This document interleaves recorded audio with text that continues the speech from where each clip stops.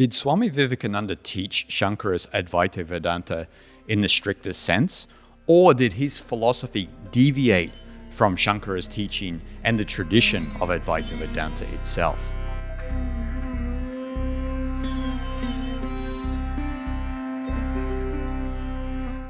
There is a lot of confusion amongst scholars, swamis, and philosophers on the nature of Swami Vivekananda's teachings of Advaita Vedanta, if they are similar to Shankara's teaching of Advaita Vedanta, and actually the tradition of Advaita Vedanta. And recently there's been a great book written by Swami Vivekananda on this particular problem, and the book is called Swami Vivekananda's Vedantic Cosmopolitanism. And this goes into the idea of what Swami Vivekananda calls integral Advaita. Now, Swami Vivekananda is a highly intelligent Swami in the modern era, and he's lectured extensively on this topic of the differences between Swami Vivekananda's philosophy and Shankara's philosophy. And this also stems from Swami Vivekananda's teacher, Sri Ramakrishna, and Sri Ramakrishna's perspective of Advaita Vedanta, non-dualism itself. And the differences in philosophy stem from the idea of whether this world is an illusion or whether this world is essentially divine. So what is the nature of Brahman, the ultimate reality? What is the nature of Brahman itself? Now, in this video, I will try to resolve this issue and explain there is essentially not this need to think that there is a difference itself. It's more about an understanding of the concept of Maya, which I'll get into towards the end of this video. Now, so what does Swami Vivekananda mean by integral Advaita? So integral non-dualism, essentially. Now, this really is in relation to an all-encompassing oneness. Now, this is in direct relationship with Taoism, and a lot of people think it's in relationship to Vishishtadvaita, Ramanuja's qualified non-dualism. And so people tend to think that Sri Ramakrishna and Swami Vivekananda were essentially teaching Vishishtadvaita, but I'll explain why they weren't in a minute. But when we talk about integral Advaita, we are essentially talking about a oneness that includes everything. And as I said, a lot of people think that this kind of understanding is akin to Ramanuja's Vishishtadvaita, but it really isn't. And the reason for that is because Ramanuja himself didn't believe in Nirguna Brahman in the classical sense. Now, what do I mean by Nirguna Brahman? Nirguna Brahman is non-dual pure consciousness. And that non-dual pure consciousness, Nirguna, has in Vedanta philosophy an opposite, which is Saguna Brahman. This is Brahman with qualities. So Nirguna essentially means Brahman without qualities. Gunas relate to qualities. So you have sattva, which is in relation to purity, calmness, a harmonious characteristic that some people have. Then we have rajas, which is passion, the active. And then we have tamas, which is inertia, laziness, and in some sense, ignorance. And so we could say a lot of people live in rajas, where they're very active, they have a lot of movement, or they either live in tamas as well, where they're very lazy, ignorant of the knowledge of Brahman itself, and inert. So that's what the gunas are, briefly.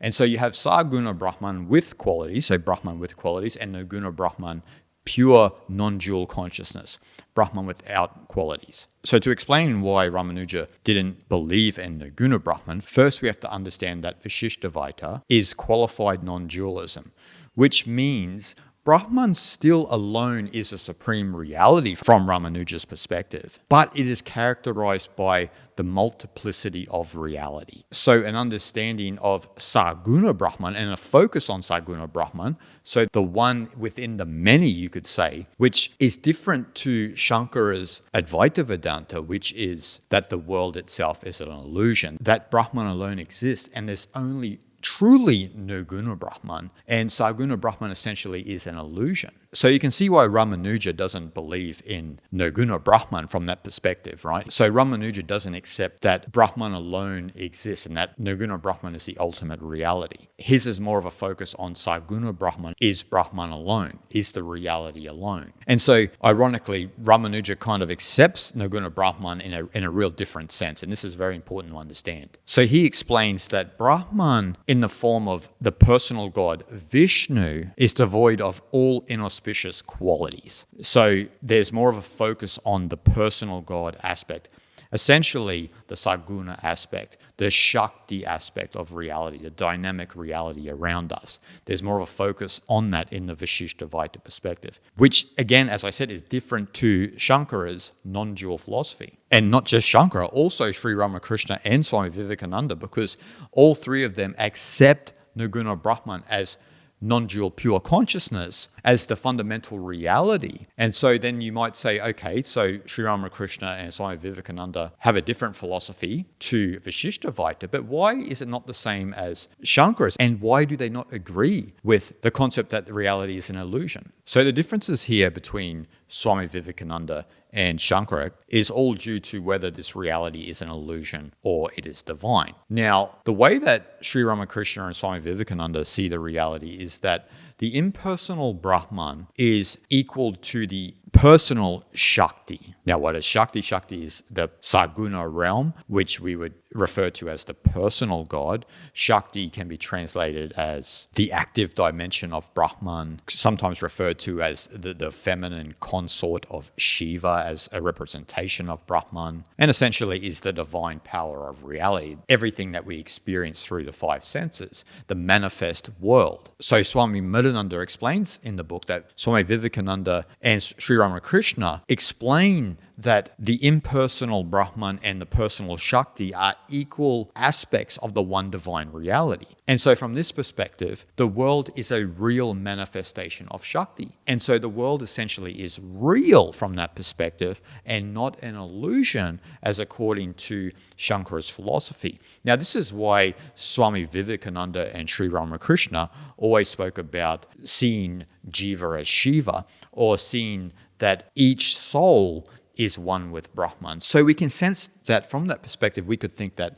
okay, there's a sense of duality there in thinking of different souls as part of one divine reality. But this is where a lot of the confusion occurs, because often Swami Vivekananda states Brahma Satyam Jagat Mithya, which means Brahman alone is real. The world is an illusion. Now, how do we resolve this problem? So on one hand, we've got Swami Vivekananda talking about that the world is a real manifestation of Shakti, but then he says Brahma Satyam Jagat Mithya, that Brahman alone exists, and everything else is an illusion. Now, I believe that this can be resolved in an understanding of Maya that a lot of people forget about and don't consider, because people just think of Maya as illusion.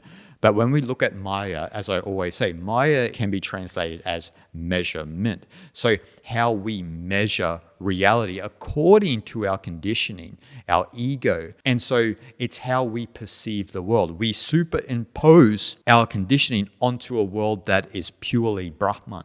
And then we are caught then in the grip of Maya. And so from that perspective, we live in a dualistic world because our mind is essentially dualistic. And so the nature of Vedanta and Advaita Vedanta is to dehypnotize ourselves from that perspective and come back to see that everything is Brahman. And so from that perspective, when you see that Maya is the illusion of measurement, then we can unite this concept of whether reality is an illusion or it is divine. It's all a matter of perception and awareness. It's not a matter of whether this reality itself around us is separate and we live in a dualistic world, or we live in a non-dual world, or we live in some sort of simulation. The deeper aspect of the Vedantic teachings is how we see the world and how we frame the world according to our conditioning. That's what it's all about. That's the nature of the game. So the more you abide in the Atman, the undifferentiated consciousness, which is Brahman, the ultimate reality of existence, that one pure consciousness, that non-dual pure consciousness, then you have a sense of the oneness within reality, because you're not operating from the illusion of measurement. You're not looking at reality and cutting it up into this or that according to your own likes and dislikes. That is what Maya is. It's the illusion of reality. And so, as I said, it's not really a debate of whether we live in a simulation or this is all an illusion that we perceive, this body is an illusion. What we do know is we are experiencing this to some extent, or we think we are experiencing this. It might be one collective hypnosis, but we are experiencing it nevertheless. It's not up for debate. And so it comes down to the depth of our spiritual practice. That's why a lot of these spiritual masters, when they continually abided in the Atman, that continues to open their consciousness up to the real oneness of reality. And they don't live in that dualistic state of mind. They see reality as it truly is. And so that's what we all can do. And so in summary, if someone says, is this world an illusion? You could say, yes, it is. But then if they ask, is this world divine? You also say, yes, it is. Because this is not a contradictory statement that it's both an illusion and divine. It all comes down to how we see the world. As I said, it's how we perceive the world, how we measure the world. Are you continually measuring the world according to your conditioning? If you are, then you live in the illusion of Maya. If you've cleansed your mind of that hypnosis, if you're not operating from that illusion of Maya, that tendency to measure the world according to the socialization program that's been embedded within you, and we've all had different socialization programs embedded within our consciousness, then we can see the world as it truly is when we're not operating from that socialization program. And so we can see the world with clear eyes. They say in Taoism in Korea, they say wiping the Tao. So you're constantly wiping the Tao, which means cleaning your mind. You're cleaning your mind of this hypnosis that's been embedded within you since your birth. That's the spiritual process. That's the process of awakening. And so when you continue that process, you come to the same conclusions that both Shankara and Swami Vivekananda and Sri Ramakrishna came to. It's both an illusion and also reality is divine. Shanti, Shanti, Shanti.